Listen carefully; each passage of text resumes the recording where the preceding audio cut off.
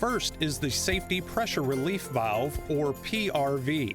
The Safety PRV is preset and should not be tampered with.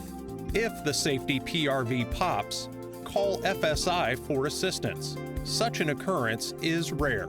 Next is the chemical level gauge, which shows the chemical level in the cylinder. When the chemical level reaches 5%, you need to change the cylinder. For pipe system users, change cylinders when the chemical level reaches 10%. The nitrogen inlet valve is where the nitrogen supply line is connected. Next are the chemical ball valves and strat couplers. The strat couplers can come in two sizes, 1 1/4 inch and 1/2 inch. Last is the manual nitrogen pressure relief valve, used to manually relieve the nitrogen pressure prior to returning cylinders to FSI.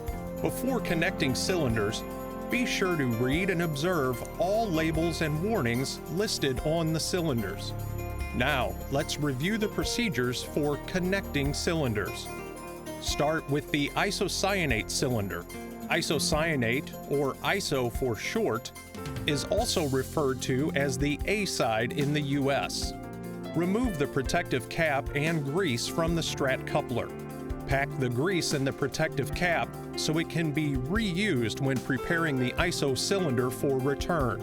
Be sure to remove all the grease from the strat coupler. Using rags and a small screwdriver are helpful with this step.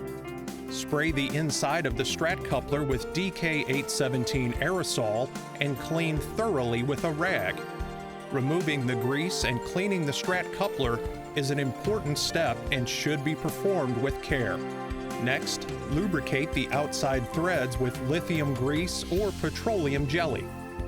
Connect the female strat coupler and tighten with a wrench. FSI can supply specific strat wrenches to make this step easier.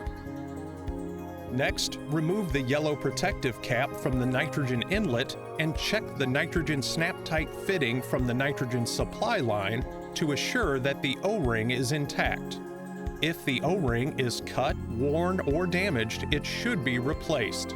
A damaged O-ring can lead to unnecessary nitrogen consumption and failure to maintain operating pressure. Once the reliability of the O-ring is confirmed, connect the snap-tight fitting by pressing it into place. Repeat the process for the polyol or B-side cylinder. There is no grease on the polyol cylinder, as polyols are self-lubricating. Just remove the plug and connect the strat coupler. Then check the O-ring and attach the polyol side nitrogen snap-tight fitting. Now open the chemical and nitrogen ball valves and perform the daily quality control procedures before beginning production.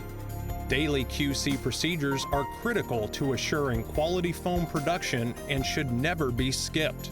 A separate FSI video is available to review these fast and simple procedures. When the chemical cylinders near 5% of capacity, or 10% for pipe systems, it is time to disconnect and return them to FSI.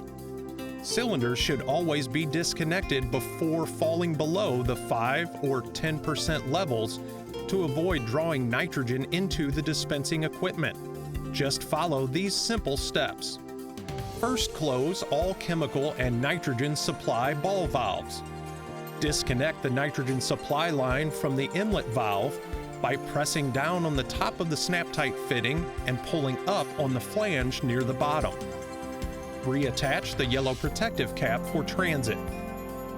Next, loosen and disconnect the ISO or A-side strat coupler. Wipe off all residual chemical from the coupler and thoroughly rinse and clean with DK817 aerosol. Using the original grease stored in the protective cap, repack the strat coupler opening and lubricate the threads. Then screw on the protective cap and tighten. Next, disconnect the polyol or B-side cylinder.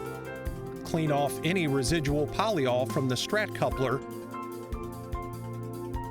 and connect the plug. The final step, called blowdown, is done to reduce the pressure in the cylinders in accordance with Department of Transportation regulations. The specific shipping pressure rating is designated on the hang tag on the nitrogen pressure relief valve. This process can be very loud, so we recommend doing it outdoors and with proper ear protection. Once the cylinder is outside or in a well-ventilated area, remove the yellow protective cap and open the nitrogen ball valve so the pressure can be monitored by the gauge. Next, open the manual nitrogen pressure relief valve to reduce the pressure to the PSI rating on the hang tag. When the specified pressure is reached, close both the pressure relief valve and nitrogen ball valve and replace the yellow protective cap. Once the blowdown procedure for both cylinders is complete, they can be returned to FSI. For your convenience, Foam Supplies includes a return bill of lading with each shipment. Look for a neon green sticker affixed to the cylinder for the appropriate return documentation.